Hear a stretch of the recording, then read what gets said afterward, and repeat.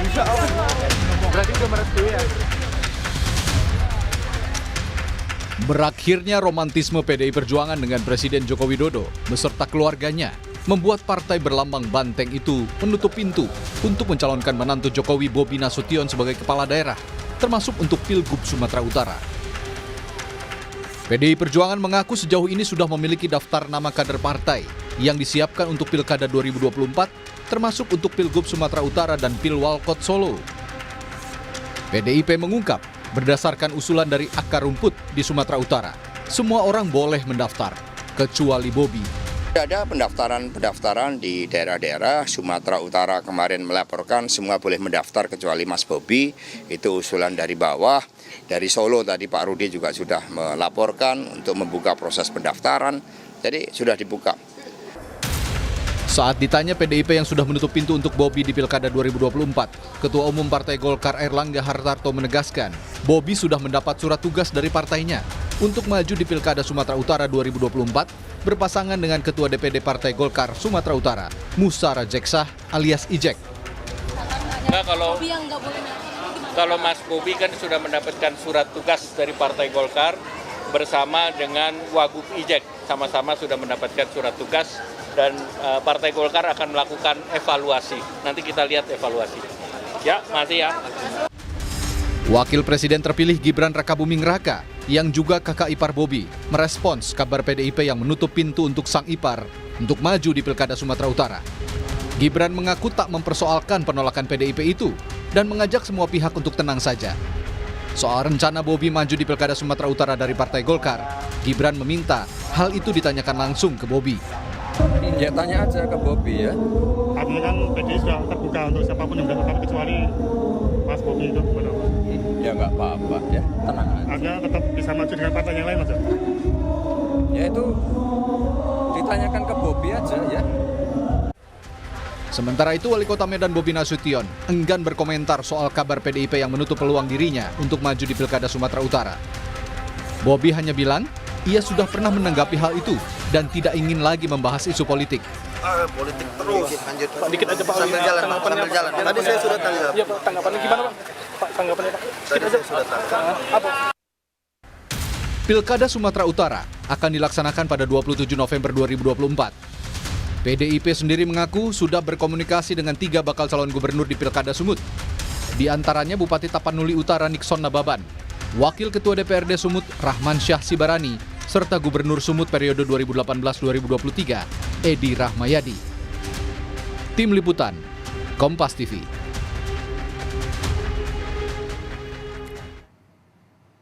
Lalu bagaimana peta politik jalan Pilkada Sumatera Utara setelah PDIP resmi menutup pintu untuk menantu Presiden Jokowi Bobi Nasution? Kita akan bahas sore hari ini di Rumah Pemilu bersama dengan analis politik dari Universitas Islam Negeri Sumatera Utara, ada Faisal Reza. Halo, selamat sore Bung Faisal. Ini kalau kita lihat sebenarnya kan karpet merah sudah diberikan oleh Partai Golkar. Tapi kita pengen tahu dulu nih responsnya publik terhadap kinerja seorang Bobi Nasution untuk skup Kota Medan bagaimana sih, Bung Faisal?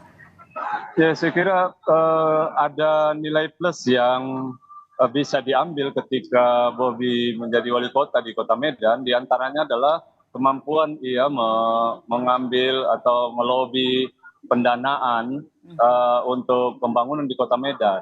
Nah, ini berkaitan dengan seberapa signifikan itu kan bisa dilihat dari proses pemimpin sebelumnya yang terkait korupsi segala macam, sehingga dalam rentang waktu 10 tahun itu tidak ada progres pembangunan yang cukup baik di Kota Medan. Nah, kehadiran Bobi ini kemudian mampu melegakan persoalan itu.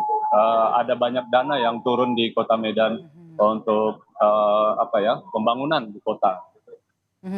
Jadi responnya cukup baik begitu Anda sampaikan begitu ya, Bung Faisal? Saya kira ya dalam konteks ini saya juga bisa mengapresiasi itu ya, karena melihat kejadian sebelumnya. Tapi soal apresiasi atau keberterimaan publik tentang figur Bobi ini kan masih kontroversial. Di antaranya adalah suara-suara yang menyaksikan bahwa figur Bobi ini belum menunjukkan otentisitasnya sebagai figur politisi, kecuali dalam bayang-bayang ayah Presiden mertuanya Jokowi. kan Oke. gitu. Iya, iya. Prestasinya adalah tidak mampir ke KPK begitu kalau melihat dari apa yang sudah dilakukan oleh wali kota Medan sebelumnya begitu ya, bersih begitu. Iya, iya betul. Dalam konteks ini saya sendiri mengapresiasi dan bersyukur ya karena tidak ada lagi proses pembangunan yang tertahan di tengah jalan, di tengah periode karena wali kota tersangkut kasus korupsi dan sebagainya gitu. Oke. Kemudian kita bergeser soal peta ini. Peta politik jelang Pilkada Sumatera Utara setelah Bobi Nasution, menantu Presiden Jokowi ini tidak lagi dianggap sebagai kader PDIP. Bagaimana petanya kemudian, Bung Faisal? Ya, memang kan sejak pemilu kemarin, kemudian memanasnya hubungan PDIP dan Jokowi, ini kan kemudian berefek pada keluarganya, ya, termasuk dalam hal ini Bobi di PDI. Dalam posisi PDI itu sudah marah besar terhadap Jokowi dan keluarganya, ini kemudian konsekuensinya adalah menolak 100% ya pendaftaran Bobi. Kalau termasuk keinginan dia mendaftar di pilkada gubernur Sumatera Utara tahun ini gitu. Nah, poin ini kemudian diambil oleh Golkar yang memang sejak pemilu kemarin sudah memberikan mandat kepada Bobi untuk bersungguh-sungguh misalnya memenangkan 02 kemarin itu sekaligus keberhasilan itu diberikan surat rekomendasi sebagai calon gubernur, bakal calon gubernur Sumatera Utara. Walaupun kita tahu bahwa yang mendapatkan surat itu tidak hanya Bobi saja, tapi juga ada Ketua DPD Golkar yaitu Musa Rajeksa, mantan Wakil Gubernur Sumatera Utara sebelumnya. Nah, cuman peristiwa Lebaran kemarin itu menunjukkan bahwa pertemuan di DPP itu kan menjelaskan kehadiran Bobi itu memang lebih kuat ya. Bunyi rekomendasi Golkar itu untuk memilih Bobi Nasution ketimbang Musa Rajeksa karena Musa Rajeksa tidak hadir pada pertemuan itu, tidak terlihat. Oke, kita bahas soal nilai begitu ya. Tapi kalau misalnya bisa dilihat, apakah ini bisa menjadi keuntungan sendiri bagi seorang Bobi Nasution yang juga merupakan menantu presiden untuk maju nanti di Pilgub Sumatera Utara lewat Partai Golkar? Ya, selama Jokowi masih ruling di Jakarta dan kemudian koalisi-koalisi partai itu masih dia pegang, ini kan menjadi magnet saling mendapatkan insentif ya, saling tukar insentif di antara politisi di Jakarta.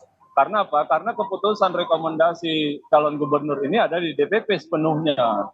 Bahkan DPP tidak terlalu memerlukan suara atau saran-saran dari daerah gitu kan. Keputusan bisa mereka ambil sepenuhnya. Nah, ini bisa langsung ditukar atau dinegosiasikan dengan presiden gitu.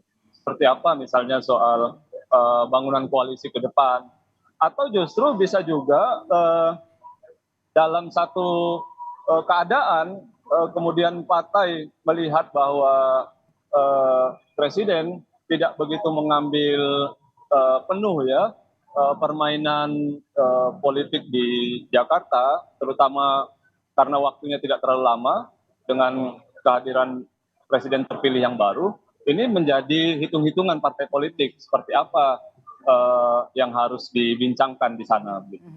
Dalam konteks ini Bobi ya, saya sampai detik ini kita bisa katakan dia sangat kuat untuk mendapat rekomendasi Golkar. Posisinya juga sangat kuat. Kemudian bagaimana Bung Faisal dengan PDI Perjuangan? Ini kan artinya kan ini merupakan kader PDI Perjuangan dulu Bobi Nasution ya. PDI Perjuangan artinya kehilangan sosok yang potensial nantinya untuk melaju di Pilgub Sumatera Utara? Iya, kita harus jujur juga mengatakan terang, kita katakan bahwa ini kehilangan bagi PDIP ya, kader potensial yang sangat kuat dan sangat kemungkinan besar menang itu tidak mendapat dukungan atau tidak diterima di PDIP sendiri. Tetapi riwayat PDIP dalam Pilgub Sumatera Utara ya dalam 3 gelombang saya kira sejak tahun 2008 itu selalu punya calon yang sendiri. Jadi PDIP ini adalah yang sangat kuat dalam mengusung kadernya sendiri. Saya kira ada banyak juga pilihan-pilihan kader mereka itu. Meskipun kita tahu bahwa faktanya dalam 3 kali pilgub itu belum pernah PDIP itu mengalami atau mendapatkan kemenangan di Oke. Sumatera Utara. Oke. Oke. Ada beberapa nama itu yang bisa sudah dibunyikan di publik, diperkenalkan di publik untuk dicalonkan. Saya kira itu bisa. Di antaranya kan ada Pak Edi Rahmayadi, mantan gubernur kemarin itu. Itu juga di antara yang sangat kuat juga dicalonkan oleh PDIP saya lihat. Oke, kalau begitu bagaimana dengan internal dari Golkar di Sumatera Utara sendiri? Mengingat Bobi ini bukan kader, kemudian juga lebih banyak terkenal track recordnya dari PDIP begitu ya sebagai wali kota Medan. Bagaimana penerimaan, apakah memang ada reaksi tertentu dari Partai Golkar Sumatera Utara mengingat bukan kader Golkar itu satu, tapi sudah diberikan surat tugas atau mandat, bahkan diberikan karpet merah oleh Partai Golkar untuk maju di Pilkada Sumut. Iya, 2 mingguan ini kan fungsionaris atau pengurus di DPD itu kan menggelar konferensi pers yang itu kemudian memekikkan suara-suara protes terhadap privilege yang diberikan Golkar kepada Bobi Nasution. Mereka merasakan kader-kader yang sudah berjuang, kemudian berkomitmen sepenuhnya untuk partai itu seolah tidak dianggap, tidak dihargai, gitu kan? Nah, kan mereka itu protes. Gitu. Apalagi memang ketua DPD yang Golkar yang sekarang ini Musara Jeksa itu kan punya elektabilitas yang sudah teruji ya, setidaknya dalam pilgub kemarin itu bersama Edi Rahmayadi ya, pasangan mereka memenangkan pertarungan gitu, kemudian ruling dan figurnya juga sangat dihormati dan keberterimaan publik juga sangat baik. Dalam konteks ini saya kira kita bisa memahami kenapa para pengurus DPD Golkar itu memekikkan suara-suara protes mereka. Kenapa partai tidak mempertimbangkan kader mereka sendiri. Apalagi ya record yang paling update itu kan keberhasilan DPD Golkar dalam hal ini di bawah kepemimpinan Musara Jeksa itu mendapatkan suara terbanyak di provinsi ya. Kemudian tambahan suara juga di DPR RI. Saya kira itu. Kekecewaan ya dari internal Partai Golkar terutama di bawah kepengurusan dari seorang Musara Jeksya atau Bung Ijek selama ini termasuk juga memenangkan suara Golkar di Sumatera Utara. Nah kemudian Anda bisa melihatkah ini sebagai pertanda tidak baik dari internal Partai Golkar sendiri? Ya sebenarnya kalau kita bicara konteksnya institusionalisasi partai politik ini tentu menjadi presiden buruk begitu bagi partai-partai apapun partainya. Jadi buat apa beraktivitas kan di partai kalau memang ujung-ujungnya mengkritisi kaderisasi ini ya begitu ya? Iya dalam konteks kaderisasi ya penguatan kelembagaan itu kan diantaranya adalah kaderisasi. Kemudian kader itu sudah paham ide-ide partai, visi misi segala macam. Ini ada orang tiba-tiba mendapatkan privilege, kan begitu yang kita pahami gitu kan. Tetapi memang riwayat Partai Golkar dalam 3 gelombang pilkada itu kalau mencalonkan kadernya sendiri itu memang nggak pernah menang. Nah ini juga mungkin saya lihatnya menjadi pertimbangan juga bagi DPP. Kalau memang kader sendiri pun diusung misalnya tidak menang, ini kan problematik kan. Gitu. Sudah ada buktinya berulang-ulang. Jadi biasanya Golkar itu digunakan atau ditawarkan kepada tokoh lain yang tingkat electability dan acceptability-nya jauh lebih tinggi dari kadernya sendiri. Gitu. Oke. Bung Faisal, Jokowi ini kan kemarin kita tahu ya di momen Lebaran jalan-jalan ke Medan, ke Brastagi, ke Karo di Sumatera Utara 5 hari nih. Bahkan Bobi juga sempat mencuitkan kalau lumayan capek nih mendampingi Presiden Jokowi dalam kunjungannya atau liburannya ke Sumatera Utara. Apakah ini sebagai langkah Jokowi untuk mengkonsolidasikan melenggangnya sang mantu Bobi Nasution di Sumatera Utara? Saya kira iya gitu. Dan ini pola ini kan sudah pernah terjadi ketika Bobi mau nyalon wali kota Medan. Ada 2 kali kunjungan dalam catatan saya itu sekaligus. Kalau kita masih ingat, Jokowi waktu itu mengkritik satu jalan kota yang rusak gitu, di bawah kepemimpinan wali kota yang sedang ruling waktu itu. Itu sebenarnya sinyal waktu itu untuk memperkenalkan satu tokoh baru yang akan memimpin Kota Medan, dalam hal ini Bobi Nasution. Selanjutnya kemudian kita tahu kan itu benar terjadi. Nah, pola kali ini kunjungan 5 hari di Medan ini kan sangat signifikan, dan ini sebenarnya bukan yang pertama. Yang lalu kan Jokowi sudah ada kunjungan ke daerah Tanjung Balai di pesisir pantai timur, kemudian Labuan Batu juga sudah kunjungan gitu. Di Tabaksel, Tapanuli bagian selatan juga sudah kunjungan. Jadi hampir semua wilayah sudah di Sumatera Utara ini sudah dikunjungi. Dibuka karpetnya oleh Presiden Jokowi untuk Bobi ya. Nah iya itu kan jelas sekali. Karena memang saya kira Jokowi dan publik juga merasa bahwa pengaruh Jokowi ini sangat-sangat besar. Terutama kalau kita bicara konteks Sumatera Utara, sangat-sangat besar.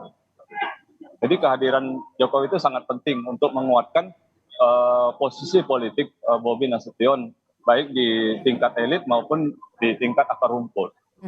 Oke, jadi pola ini terus berulang ya. Pengaruhnya Presiden Jokowi ia gunakan untuk konsolidasi mantu kali ini untuk Pilgub Sumatera Utara. Pola yang sama? Iya, saya kira iya. Oke, dan ini juga bisa dikatakan berhasil untuk menarik perhatian publik yang ada di Sumatera Utara. Kalau kita lihat kan skupnya Bobi ini masih satu putaran juga di wali kota, kemudian masih kurang untuk lebih bisa mengenalkan untuk konsolidasi, kemudian harus turun pengaruh dari Presiden Joko Widodo hampir di semua daerah yang ada di Sumatera Utara untuk Pilgub nanti. Betul. Ya, soal tidak penuh atau penuh periodenya itu sebenarnya tidak terlalu mengkhawatirkan, karena Jokowi sendiri kan selalu begitu kan. Kasus di Pilkada Jakarta ya periodenya tidak penuh kemudian naik ke pusat. Saya kira hitung-hitungan politiknya pasti mereka punya lah untuk itu. Jadi tidak ada persoalan mau Bobi sudah satu periode penuh atau tidak gitu. Apakah dia punya kesempatan berkomunikasi dengan masyarakat seluas-luasnya di Sumatera Utara atau tidak gitu. Walaupun bagi saya sendiri, saya membaca memang masih banyak keraguan di benak publik terhadap itu tadi, profil Bobinya sendiri, seberapa otentik. Katakanlah begini, ini orang calon ini, figur ini kalau nggak ada ayahnya kira-kira gimana ya? Nah, itu masih ada keraguan-keraguan seperti itu di perbincangan lah gitu. Oke, masih ada, tidak bisa dimungkiri ya, masih ada bayang-bayang dari Presiden Jokowi ya. Oke, kalau gitu, Bung Faisal, menurut Anda apa yang masih menjadi PR seorang Bobi Nasution di Medan yang harusnya bisa diselesaikan sebelum nantinya akhirnya melenggang ke Sumut 1?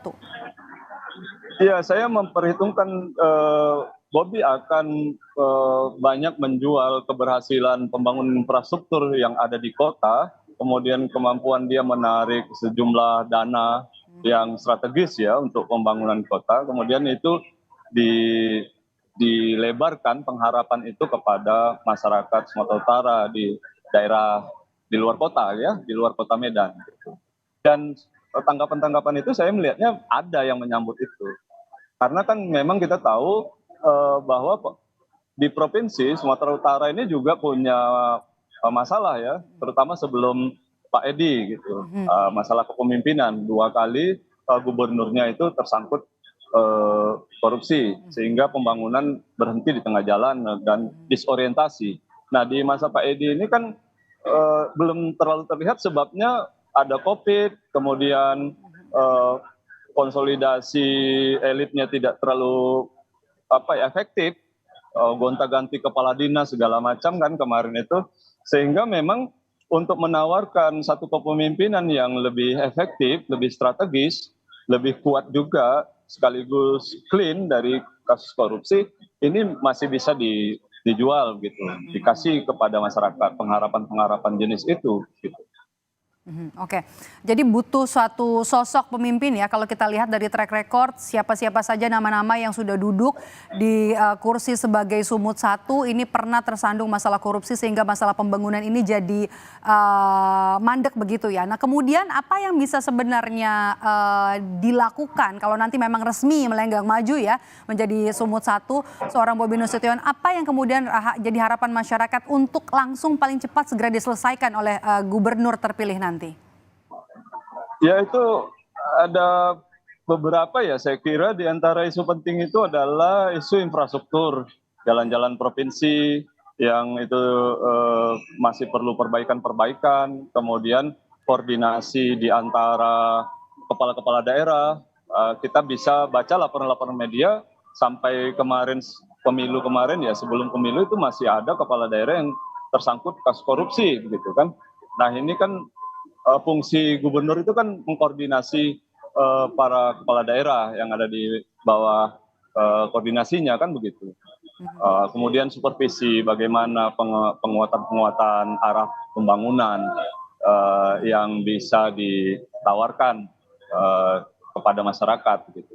Oke. Nah biasanya kan orang seperti Bobi dengan usia seperti itu biasanya dia jualannya masih milenial, bagaimana politik milenial, kepemimpinan milenial dan seterusnya.